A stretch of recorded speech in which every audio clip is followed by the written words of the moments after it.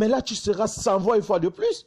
L'Afrique joue. L'Afrique joue. On dit qu'il y a une menace sérieuse qui plane sur l'Afrique, mais les Africains jouent. Et on vous dit le corona, c'est une bombe. C'est une arme. Que ce soit voulu, c'est-à-dire un complot direct, ou que ce soit accidentel, ils vont l'utiliser contre les Africains. Ça fait plus de 100 ans qu'ils cherchent à exterminer la population africaine. Ça fait plus de 100 ans. Et ces 40 dernières années, ça s'est accru avec les armes bactériologiques virales et les armes chimiques et même la vaccination. On cherche à détruire l'Afrique et vous êtes en train de jouer. On ne demande pas de paniquer parce que l'OMS est dans son élément qu'il veut que vous paniquez. Parce qu'en paniquant, alors là, votre système immunitaire sera faible et ils vont vous abattre. Mais maintenant, on demande plutôt de prendre la crise au sérieux. De prendre la crise au sérieux parce que si vous restez là en train de danser, en train de jouer, alors l'ennemi va vous surprendre. C'est ce qu'on demande de faire. Il faut prendre ça au sérieux. Vos parents ont dansé et après ils se sont retrouvés en train d'être esclavagisés par ceux qu'ils ont accueillis. C'est comme ça. Et même leurs chefs les plus redoutables parmi eux, c'est-à-dire les penseurs africains, ils se sont retrouvés souvent en train de vivre en exil.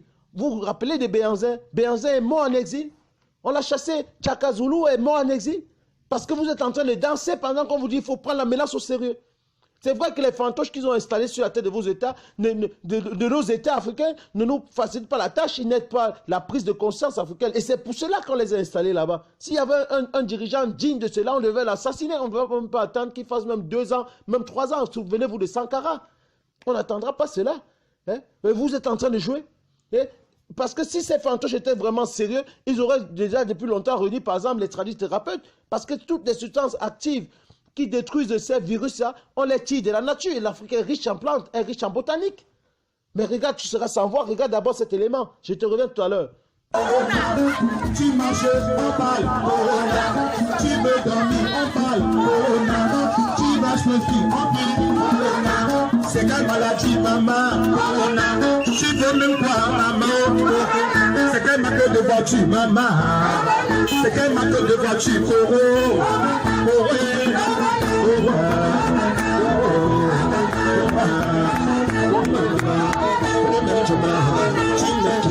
À cause de toi, tu as connu, tu as fini, tu as pris notre artiste, Mano Dibango. À cause de toi, tu as pris Mano Dibango. À cause de toi, tu veux quoi? Tu es le qui? Mais tu te figures, ils sont en train de danser, aucune mesure de sécurité, aucune distanciation, aucune mesure barrière. Mais c'est terrible. Et ça, ce n'est pas la meilleure. L'autre, c'est encore, c'est ce que je vais te montrer, c'est un CHU. C'est là, au Congo, un CHU vidé parce qu'il y a eu un malade qui est décédé de coronavirus. On vide, les médecins fuient, l'hôpital est vidé. Mais c'est triste. C'est triste, regarde. Tout le monde est vidé. Il n'y a personne dans les salles. Moi, je commence à rentrer à la maison. J'ai même peur. Tout le monde est vidé, bébé. Tout le monde est vidé. Je vais préférer aller me soigner à la maison. Tout le monde est vidé. Ça, c'est la chambre où le monsieur est décédé. Mais c'est triste. On dit, on avertit, il y a une menace qui plane sur l'Afrique et on danse. Et lorsqu'un cas tombe, on s'enfuit. Voilà l'Afrique. Mais c'est triste. Donc les chefs de gouvernement sont où? Les présidents sont où? Ces présidents fantoches sont où pour prendre la gestion de la cité en main? Une menace qui se dessine à l'horizon depuis près de 4 mois. Et aujourd'hui, ils se permettent de vous dire qu'on n'est pas encore capable de faire les tests dans toutes les régions de leur pays. Mais c'est triste. On n'est pas encore capable de prendre en charge les malades. Bon là, nous allons d'abord les laisser pour un moment. Je te dis, dans les prochaines vidéos, nous allons montrer comment est-ce que nous pouvons prendre en charge, régulièrement, pour faire face contre le coronavirus efficacement. Donc, je t'invite à t'abonner. Comme ça, chaque fois qu'une vidéo vient, que tu sois parmi les premiers à la voir, il faut souvent prendre sur toi de liker, de commenter et même de partager. C'est important. Donc, je vais te laisser une Amazone africaine. C'est vraiment une Amazone. Donc, elle milite pour la bonne cause. Elle sensibilise les Africains malgré qu'elle soit en Europe. Elle se bat pour que le continent ne dorme pas. Et c'est bien. Donc, il faut apprécier. Donc, toi, il y a encore un autre truc. C'est-à-dire, si quelquefois, quelques-uns de nos frères se comportent mal en matière de sensibilisation ou en matière d'organisation de la lutte, il ne faut pas te liguer contre eux.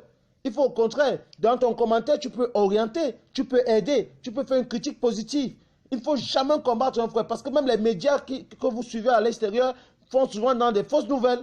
dans la désinformation. Et ils entretiennent ça régulièrement. Souvent même pour vos frères, c'est juste qu'il y a un mauvais système de contrôle de l'information. Mais pour eux-mêmes, ils entretiennent ça régulièrement, mais ça ne vous empêche pas de les suivre régulièrement. Donc, il faut aider les frères à mener un bon combat. Donc ça, c'est un encouragement pour toi. Donc, tu suis cette sœur, c'est une Amazone. Bye bye. À tous, j'espère que vous allez bien. Vous allez bien ce matin. Moi, je vais assez bien. Donc, je profite toujours du fait que j'ai 10 minutes là avant de commencer mon tour de travail pour vous passer un petit message. Donc, je vois ces jours-ci qu'il y a beaucoup de personnes qui font des vidéos sur le lavage des mains, sur l'importance de se désinfecter les mains, de se laver les mains tout le temps pour parer la route à ce coronavirus. J'aimerais apporter une petite précision. C'est que il ne suffit pas juste de mettre de l'eau sur les mains et le savon frotter et puis rincer. L'opération n'est efficace que si elle dure au moins 20 secondes, donc entre 20 et 30 secondes. 20 secondes, c'est à peu près la récitation d'un autre père, plus ou moins pour vous donner le timing.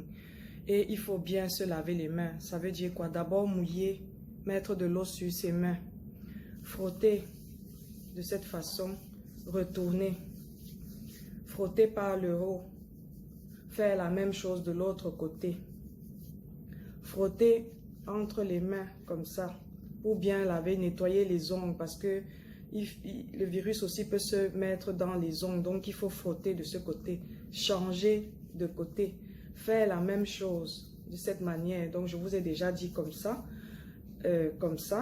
voilà. Vous avez le pouce aussi, parce que le pouce étant un doigt qui reste à l'extérieur, donc parfois en lavant les mains, on peut l'oublier. La même chose de l'autre côté. Prendre la main droite, frotter l'intérieur de la main gauche de cette manière-là et faire la même chose de l'autre côté. Donc, bien frotter les mains, bien savonner, c'est-à-dire que ça ne doit pas juste être l'eau, le savon comme on fait d'habitude et puis on rince, non. Sinon, la désinfection n'est pas efficace. Elle doit durer environ 20 à 30 secondes. Donc, c'est la petite précision que je voulais apporter. J'encourage tous ceux qui sont sur le front et même ceux qui sont à la maison, parce que j'imagine qu'être à la maison, ce n'est pas non plus facile. Et j'encourage tous ceux qui nous aident, voilà, à assurer la continuité de ce combat. Donc, je vous souhaite une bonne journée et un bon week-end pour ceux qui sont à la maison et à nous revoir très bientôt. Bye bye.